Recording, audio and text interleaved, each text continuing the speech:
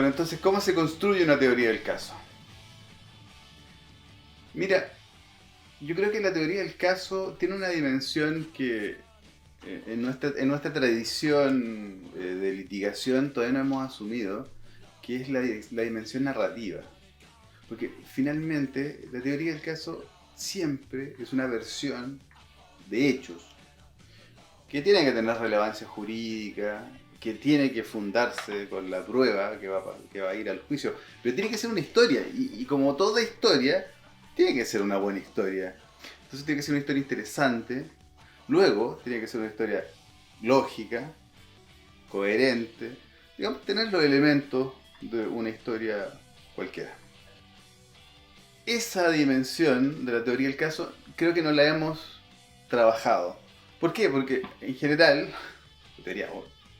ninguno de nosotros como abogados ha tenido en su formación académica o herramientas que nos ayuden a desarrollar estas historias, los elementos que se necesitan para una buena historia. O sea, aquí todos trabajamos un poco de oído.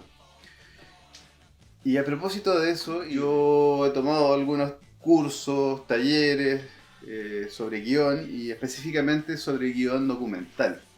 Y es súper interesante ver cómo las herramientas de construcción del guión documental te ayudan para concebir y luego ejecutar una buena teoría del caso. ¿Por qué? Porque parten más o menos de los mismos presupuestos. Porque un documental finalmente no te habla de la realidad, o sea, como una cuestión fija que tiene una sola perspectiva. Un documental siempre es un punto de vista. Y para hacer un documental y contar esa historia, vas a necesitar personajes que van a ser más o menos complejos según la necesidad de la parte de la historia que narren, y vas a necesitar desarrollar una historia en términos súper clásicos de la historia. La historia. La estructura de la historia no ha cambiado en 2500 años.